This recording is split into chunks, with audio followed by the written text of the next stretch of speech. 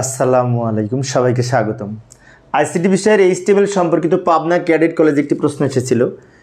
সেইখানে এই ধরনের একটি উদ্দীপক দেওয়া ছিল যে এই উদ্দীপকের আলোকে গ নম্বরে বলেছিল এইচটিএমএল কোড লিখতে হবে, যেটা আমি পূর্বের ক্লাসে দেখিয়েছিলাম।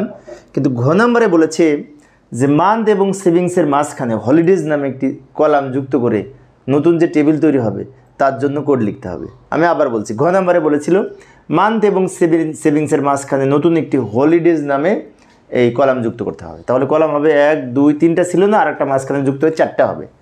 তো যাই সমাধানের চেষ্টা করি। এই যে নতুন টেবিল হবে এইটা, মান্থ এবং সেভিংসের মাঝখানে হলিডেজ নামে আমরা একটা কলাম যুক্ত করলাম। এখানে ডেটাগুলো কাল্পনিক লিখেছি। জানুয়ারি মাসে মনে করি 5টা হলিডে পাওয়া যাবে, প্রতি সপ্তাহে একটা করে। আর ফেব্রুয়ারি মাসে 4টা হলিডে পাওয়া যেতে পারে, কাল্পনিক লিখেছি। তো এখন এই তথ্যের আলোকে আমরা এখন কোড লিখব।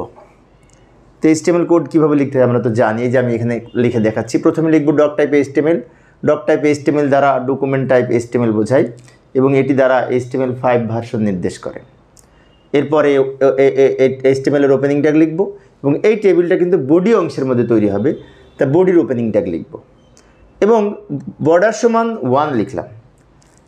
ইতিপূর্বে আমরা লিখেছিলাম সেল স্পেসিং 0, অনেক আগে কয়েকটা ক্লাসে আমি দেখিয়েছিলাম। তখন সেল স্পেসিং 0 দেওয়ার কারণে এই দুইটা সেলের মাঝখানে কোনো স্পেস থাকতো না, একটা দাগ হতো। কিন্তু এখানে ডাবল দাগ মনে হচ্ছে। কারণ কি? কারণ আমি এখানে সেল স্পেসিং 0 দিই নাই, সেই জন্য বাই ডিফল্ট এই দুই সেলের মাঝখানে স্পেস থেকে গেছে।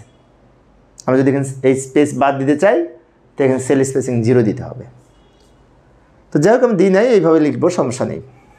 এবার টেবিলের রো তৈরি করার জন্য টিআর ট্যাগ ব্যবহার করব এবং এই যে উপরের যে লাইনটা 1, 2, 3, 4টা সেল আছে, এই রোটা তৈরির জন্য টিআর ট্যাগ ব্যবহার করেছি।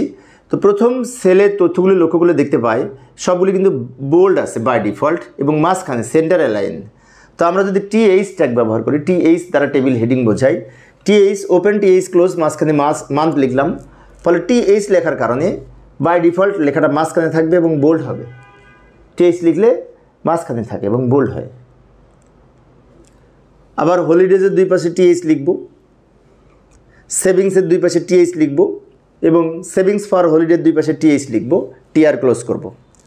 এখানে অনেক শিক্ষার্থীর মনে হতে পারে যে এইটা মাঝখানে আছে মান্থ লেখাটা, তাহলে আমি এখানে অ্যালাইন সমান সেন্টার লিখতে হবে না। না, টিএইচ লিখলে অ্যালাইন সমান সেন্টার লেখার দরকার নেই, কারণ টিএইচের বাই ডিফল্ট আউটপুট লেখাটা সেন্টার অ্যালাইন হবে। এবার এই রোটা তৈরি করে এটা করব, এটা 1, 2, 3, 4টা, এটা আর এইটা। তো এখানে টিআর ওপেন করব, জানুয়ারির দুই পাশে লিখব টিডি। আচ্ছা, এইগুলি কিন্তু টেবিল ডেটা, তথ্য টেবিলের। তার টেবিল ডেটার জন্য টিডি ব্যবহার করব। টিডি দ্বারাও সেল তৈরি হয়, টিএইচ দ্বারাও সেল তৈরি হয়, কিন্তু প্রথমবার আমরা টিএইচ ব্যবহার করব, পরেরগুলি টিডি ব্যবহার করব। 5 ডেজের দুই পাশে টিডি, $100 দুই পাশে টিডি এবং $50 দুই পাশে টিডি। কিন্তু একটা কথা আছে, এইখানে যে $50 লেখা আছে এটা কিন্তু দুইটা রো মার্জ করেছে, একটা রো দুইটা রো মিলে একটা রো হয়েছে। তো উপর নিচ রো মার্জ করার জন্য রো স্প্যান নামে একটা অ্যাট্রিবিউট আছে, সেটা ব্যবহার করব, যার ভ্যালু হবে 2।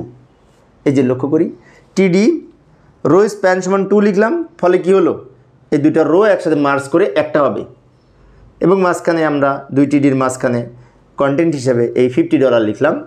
শেষে টিআর ক্লোজ করব, টিআর ওপেন, টিআর ক্লোজ। ফলে কি হয়েছে, রো তৈরি হয়েছে। এই রো এর মধ্যে 1, 2, 3, 4টা সেল, তা 4বার টিডি ব্যবহার করেছি।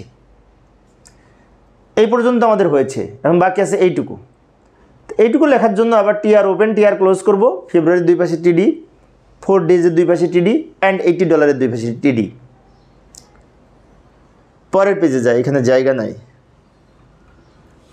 আবার টিআর ওপেন করলাম, ফেব্রুয়ারির দুই পাশে টিডি, 4 ডেজের দুই পাশে টিডি অ্যান্ড $80 দুই পাশে টিডি, টিআর ক্লোজ করব। এখন এখানে একটা বিষয় আছে, এইটার সাথে কিন্তু এটা আর হবে না, কারণ আমরা এইটার সাথে এটার জন্য একবার ট্যাগ ব্যবহার করেছি, অটোমেটিক ওটা হয়ে গেছে। তাই এই লাইনের সাথে এইটা হবে না, বিষয়টি খেয়াল রাখবো। সবার শেষে কী করব, টেবিল ক্লোজ করব। টেবিল ক্লোজ করলাম, বডি ক্লোজ করব অ্যান্ড এইচটিএমএল ক্লোজ করব। এইভাবে আমরা এই ধরনের টেবিলের জন্য প্রয়োজনীয় এইচটিএমএল কোড লিখতে পারি। আশা করি এখন তোমরা পারবে। তো প্রিয় শিক্ষার্থী বন্ধুরা, এই ছিল আজকের আলোচনা। পরের ক্লাসটি দেখার আমন্ত্রণ রইল। খোদা হাফেজ।